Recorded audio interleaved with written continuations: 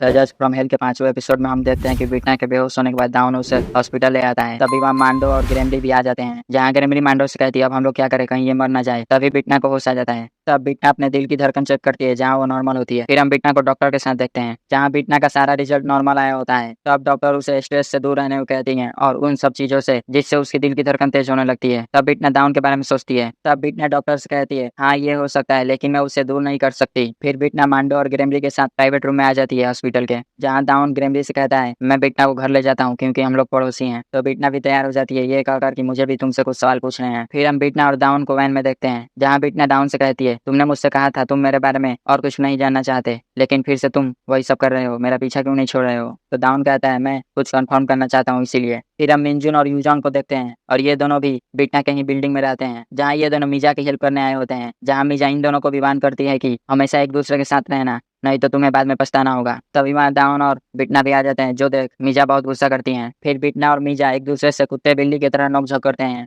फिर हम दाउन को उसके रूम में देखते हैं, जहाँ अभी तक उसने अपना सामान अनपैक भी नहीं किया होता है। फिर वो बालकनी में आता है। फिर वो वही कोका कोला कैन के बारे में सोचता है, जो बिटना पीकर हमेशा एक ही डिजाइन में पचका देती है। फिर हम बिटना को उसके रूम में देखते हैं, तभी वहाँ मांडो आ जाता है। फिर मांडो बिटना को सजेस्ट करता है कि आप दाउन को सब कुछ बता दीजिए, आप कौन है और यहाँ क्या कर रही है। तो बिटना कहती है मैं उससे क्या क्या बोलूँ। फिर वो मांडो को बिटना के बारे में पता करने को कहती है, आखिरकार वो कैसी लड़की थी। फिर मांडो बिटना से पूछता है कि क्या आप सच में दाउन से इतनी नफरत करती हैं। तो बिटना कहती है मैं उससे नफरत नहीं करती, मुझे बस उसे यहाँ से निकालना है। अगर उसे पता चल गया मैं यहाँ पे क्या करती हूँ तो वो मुझे जेल भेज देगा। तब मांडो वहाँ से चला जाता है बिटना के बारे में पता करने। तभी बिटना को ग्रेमली का मैसेज आता है और वो उसे मिलने के लिए बुलाती है। फिर हम रात का सीन देखते हैं, जहाँ बिटना चुपके से अपने रूम से निकलती है ताकि दाउन को पता ना चले, लेकिन दाउन उसका पीछा करने लगता है। तब बिटना उसे उल्लू बनाकर वहाँ से निकल जाती है। फिर हम बिटना को ग्रेमली के स्टोर में देखते हैं, जहाँ वो बिटना को चाकू दिखाते हुए कहती है आप कहो तो मैं दाउन के हाथ पैर तोड़ दूं, लेकिन बिटना उससे मना कर देती है। फिर ग्रेमली बिटना को वीकेंड पे एक मीटिंग में चलने को कहती है, जहाँ बहुत सारे डेमन मिलने वाले हैं जो प्लान बनाएंगे कैसे सतन को पकड़ना है, जो हेल से काइलुम लेकर भागा है। काइलुम हेल का ट्रेजर होता है। तो बिटना कहती है मैं वहाँ जाकर क्या करूंगी। तो ग्रेमली कहती है अगर आप सतन और काइलुम को बेल को देंगी तो हो सकता है आपका सजा वो माफ कर दे। फिर हम वीकेंड का सीन देखते हैं, जहाँ ग्रेमली मांडो और बिटना एक बिल्डिंग में जाते हैं, जहाँ दाउन भी उनके पीछे चला जाता है। फिर वो उन लोगों को हर रूम में ढूंढने लगता है। तभी वो एक रूम खोलता है जिसमें बहुत सारे लोग होते हैं और उन सभी के पास अजीब अजीब हथियार होते हैं। जहाँ बिटना उसे देख चौंक जाती है और उसके पास आती है। तभी वहाँ एक डेमन होता है जो अपना चाकू निकाल दाउन से पूछता है तुम कौन हो और यहाँ क्या कर रहे हो। तभी बिटना कहती है ये मेरा ड्राइवर है और इसका नाम पोपी है। तब वो अपना चाकू गायब कर देता है और कहता है ये तुम्हारा फर्स्ट टाइम है ना। तो बिटना कहती है बिल्कुल हाँ ये मेरा पहला टाइम है। तब वो डेमन कहता है तुम बहुत रूड हो रही हो। तब जस्टिया और मांडो उस डेमन को इशारा कर बता रहे होते हैं कि ये जस्टिया है, कोई ऐसी वैसी डेमन नहीं है। तब वहाँ जितने भी डेमन होते हैं जस्टिया को ग्रीट करते हैं। इधर बिटना दाउन को यहाँ से जाने को कहती है। फिर वो डेमन दाउन से पूछता है क्या तुमने सटन के बारे में सुना है और काइलुम के बारे में भी, जहाँ दाउन को कुछ नहीं पता होता है। तो बिटना उसे बचा लेती है ये कहकर कि इसे पैदा हुए ज्यादा समय नहीं हुआ है। तब वो डेमन कहता है मैं एक बार बोलूंगा अच्छे से सुन लो। फिर वो बताता है कि सब कुछ 26 साल पहले शुरू हुआ था। लूसीफर जो एक एंजल था डेमन बन गया और हेल का राजा बन गया, लेकिन एक दिन सतन जो हेल में दूसरे नंबर पे था बेल के साथ मिलकर गद्दारी कर दिया, लेकिन वो लड़ाई में लूसीफर को हरा नहीं पाया। तब वो हेल से भागने की सोचा और वो भागते समय हेल का ट्रेजर काइलुम को लेकर भाग गया। काइलुम एक पत्थर है जिसकी मदद से आप इंसान की बॉडी में हमेशा के लिए इमोर्टल बनकर रह सकते हैं और हम लोग उसे ही ढूंढ रहे हैं। फिर हम देखते हैं कि वो सारे डेमन वहाँ के गरीब लोगों में खाना बांट रहे होते हैं। तभी वो डेमन जो दाउन से सवाल पूछ रहा होता है एक बूढ़े आदमी के पास आता है और उन्हें खाना देता है। तब वो बूढ़ा आदमी उसे हक कर लेता है, जहाँ उसकी बातें सुन वो डेमन रोने लगता है, जो दाउन देख लेता है। फिर वो दाउन को धमकी देता है कि तुम किसी को नहीं बताओगे कि मेरी आंखों से आंसू निकले हैं, नहीं तो मैं सबको बता दूंगा कि तुम डेमन नहीं बल्कि इंसान हो। तो दाउन उसकी बात पे मान जाता है। फिर दाउन उस डेमन से जस्टिया के बारे में पूछता है कि वो आखिरकार बिटना के शरीर में क्यों रह रही है। तो वो डेमन उसे वार्न करता है कि तुम जितनी जल्दी हो सके उससे दूर चले जाओ। फिर वो दोनों बिटना के पास आ जाते हैं, जहाँ बिटना घर जाना चाहती थी। फिर दाउन पुलिस स्टेशन आता है, जहाँ वो अपने टीम से बताता है कि बिटना जो है वो एक डेमन है और यहाँ पे बहुत सारे डेमन है। तो टीम लीडर स्वयं उसे कहती है अगर वो डेमन है तो सबूत लाओ कि वो लोगों को मार रही है। फिर हम इमरजेंसी सेंटर को देखते हैं, जहाँ एक आदमी कॉल करके उनकी हेल्प मांग रहा होता है। अब वो लोग उसकी लोकेशन ट्रैक कर उसके घर जाते हैं, जहाँ हम देखते हैं कि उसकी पूरी फैमिली मर चुकी है और वो पुलिस वालों से कहता है कि आप लोग मेरी मदद करो, मेरे बच्चे आंख नहीं खोल रहे हैं, जहाँ पूरे घर में चारों तरफ खून खून होता है। तब पुलिस वाला पूछता है क्या आपको किसी पे शक है। तभी उस आदमी का फेस रिएक्शन बदल जाता है और वो कहता है मुझे खुद पे ही शक है और हंसने लगता है। फिर हम उसे पुलिस स्टेशन में देखते हैं, जहाँ वो दोंगुन और उन सबसे कह रहा होता है मैं अपने बच्चों को क्यों मारूंगा। जहाँ दोंगुन कहता है जितना झूठ बोलना है बोल लो, सारे सबूत तुम्हारे खिलाफ हैं और तुमने खुद ही सब कुछ कबूल किया है। जहाँ उन सब उससे पूछता है तुम बताओ तुम्हें क्या क्या याद है, जहाँ उसे कुछ याद नहीं होता है और इसका नाम संगबिन होता है। तभी वहाँ दाउन और सोयोंग भी आ जाते हैं। फिर हम उसे दाउन के साथ इंट्रोगेशन रूम में देखते हैं, जहाँ वो दाउन से सेम बात कहता है कि उसे कुछ भी याद नहीं है। फिर दाउन उससे सवाल पूछता है तुम मुझे बताओ कि तुमने अपने पत्नी और बच्चों को क्यों मारा। तभी संगबिन को कुछ होता है और वो दाउन से पूछता है तुम कौन हो और मैं कहाँ हूँ, और वो बताता है कि मेरा नाम सोयूल है। जहाँ दाउन कहता है ये क्या नाटक कर रहे हो। तभी उसका फेस रिएक्शन फिर से बदलता है और वो कहता है साले तू बाहर क्यों आया। फिर वो दाउन से कहता है सर मुझे माफ करना, दोआन बहुत खतरनाक लड़का है। फिर वो खुद से बातें करने लगता है। जहाँ हम देखते हैं संगबिन को बहुत सारे पर्सनालिटी डिसऑर्डर होते हैं और वो बार बार अलग अलग पर्सन बन जाता है। फिर वो कबूल कर लेता है कि मैंने ही संगबिन के फैमिली को मारा है, क्योंकि वो लोग संगबिन को बहुत परेशान कर रहे थे और उसे हमेशा नीचा दिखाते थे। और ये सब वो बोल रहा होता है जब वो दोआन बना होता है। फिर वो बेहोश हो जाता है और उसी वक्त होश में भी आ जाता है, लेकिन उस टाइम पे भी उसे कुछ याद नहीं होता है और वो इस टाइम पे संगबिन होता है। जहाँ पुलिस वालों को भी हालत खराब हो गई थी, आखिरकार ये चल क्या रहा है, लेकिन उन लोगों को ये भी शक होता है कि ये खुद को बचाने के लिए नाटक कर रहा है। फिर हम बीटना को उसके ऑफिस में देखते हैं, जहाँ मांडो भी होता है। जहाँ मांडो बीटना को रिसेंट केसेस के बारे में बता रहा होता है जिसमें बीटना को कोई इंटरेस्ट नहीं होता। फिर मांडो संगबिन के केस के बारे में बताता है, जो सुन बीटना को बहुत मजा आता है। तब वो मांडो को इस केस से रिलेटेड सब कुछ पता करने को कहती है। फिर हम बीटना को उसके घर पे देखते हैं, जहाँ वो दावन का नाम मिरर पे लिख रही होती है। तभी वहाँ मांडो आ जाता है। तब वो रेस्ट करने का नाटक करती है। तब मांडो उसे बताता है मैंने सब कुछ पता कर लिया है, उन्हीं का नाम संगबिन है। तब बीटना संगबिन का नाम अपने मिरर पे लिखती है, जहाँ वो लाइव देखती है, जहाँ संगबिन जेल में रो रहा होता है। फिर मांडो बीटना को बताता है कि मैंने पता किया और पता चला कि इसे मल्टीपल पर्सनालिटी डिसऑर्डर है। ये अगले ही पल कुछ और होता है और उसके अगले पल कुछ और। फिर हम नेक्स्ट डे का सीन देखते हैं, जहाँ संगबिन से मिलने उसकी सास और साली आए होते हैं। जहाँ उसकी सास संगबिन से पूछ रही होती है कि तुमने ये सब नहीं किया है ना, मैंने जो सुना है वो गलत है ना। संगबिन बोल रहा होता है ये मैंने नहीं किया है, सब कुछ झूठ है। तभी वो फिर से बदल जाता है और कहता है ये सब कुछ हुआ क्योंकि तुमने अपनी बेटी को अच्छे से पाला नहीं था, वो मुझे बहुत परेशान करती थी, इसीलिए उसे मारना पड़ा। फिर वो अपनी सास से भी कहता है यहाँ से छूटने के बाद मैं तुम्हें सबसे पहले मारूंगा। फिर हम कोर्ट का सीन देखते हैं, जहाँ बीटना चीफ प्रोसिक्यूटर से खुद को किसी दूसरे कोर्ट में ट्रांसफर करने को कहती है, जहाँ पे संगबिन का केस जाने वाला था, ताकि वो संगबिन का केस लड़ सके, लेकिन चीफ प्रोसिक्यूटर उसे मना कर देते हैं। तब बीटना असेंबलीमैन जंग को कॉल कर देती है। इसके बाद असेंबलीमैन जंग की वजह से उसे ट्रांसफर कर दिया जाता है। फिर हम बीटना को ऑफिस में देखते हैं, तभी उसके पास दो दूसरे जज आते हैं जो इस केस में उसकी मदद करेंगे as a right hand and left hand. यहाँ बीटना उन दोनों से कहती है उन दोनों को कुछ नहीं करना है, चुपचाप बैठे रहना और ट्रायल देखते रहना। फिर हम नेक्स्ट कोर्ट का सीन देखते हैं, जहाँ ट्रायल शुरू होता है, जहाँ प्रोसिक्यूटर बीटना को संगबिन के केस के बारे में बताते हैं। तब बीटना संगबिन से पूछती है क्या तुम्हें ये सब कबूल है। तो संगबिन बोलने में घबरा रहा होता है। तब संगबिन का वकील खड़ा होकर कहता है संगबिन को कुछ भी कबूल नहीं है, उसे कुछ भी याद नहीं रहता है और उसे मल्टीपल पर्सनालिटी डिसऑर्डर भी है। प्रोसिक्यूटर बीटना से कहते हैं ये खुद को बचाने के लिए नाटक कर रहा है और वो बीटना से संगबिन के मल्टीपल पर्सनालिटी डिसऑर्डर का जांच करने को रिक्वेस्ट करते हैं। फिर बीटना संगबिन से पूछती है क्या तुम्हें सच में याद नहीं है कि तुमने अपने पत्नी और बच्चों को मारा है। तो संगबिन बोलता है मुझे याद नहीं है कि मैंने उन्हें मारा है और मैंने कभी ऐसा बोला है। तभी उसका वकील बोलता है मैंने तुमसे कहा चुप रहो। जो सुन संगबिन फिर से चेंज हो जाता है। फिर वो अपने वकील को ही मानने लगता है, ये बोलते हुए कि साले तू मुझे रोकेगा। उस वक्त से मुझे बार बार टोक रहा है और उस टाइम पे उसके सारे पर्सनालिटी बाहर आ रहे होते हैं, जो देख बीटना बहुत एंजॉय कर रही होती है। फिर हम कुछ देर बाद का सीन देखते हैं, जहाँ बीटना अपना ऑर्डर सुनाती है कि संगबिन का हॉस्पिटल में अच्छी तरह से जांच किया जाए कि उसे कोई बीमारी है या नहीं। फिर वहाँ से चली जाती। फिर मांडो बीटना के पीछे आता है और उसे मना करता है संगबिन को मारने से, क्योंकि सब कुछ अभी क्लियर नहीं है। अगर उसने कोई भी गलती की तो बेल उसे मार देगा, जैसे कि डाउन के टाइम पे हुआ था, लेकिन बीटना उसकी नहीं सुनती। फिर हम हॉस्पिटल का सीन देखते हैं, जहाँ ग्रेमरी हॉस्पिटल की लाइट बंद करती है। फिर वो संगबिन के रूम के बाहर पहरा दे रहे पुलिस वालों को मारकर बेहोश कर देती है। फिर बीटना संगबिन के रूम में जाती है। फिर वो अपनी आंखों की कलर चेंज करती है और अपने हाथों में गहने का चाकू लाती है, जो देख संगबिन घबरा जाता है और बीटना बहुत खुश होती है। तभी नीचे से बीटना का पैर कोई पकड़ लेता है और वो डाउन होता है, जो देख बीटना चौंक जाती है। और यहीं पे ये एपिसोड समाप्त हो जाता है। मिलते हैं नेक्स्ट एपिसोड में। अगर एक्सप्लेनेशन पसंद आया तो चैनल को सब्सक्राइब और वीडियो को लाइक करें। Thank you.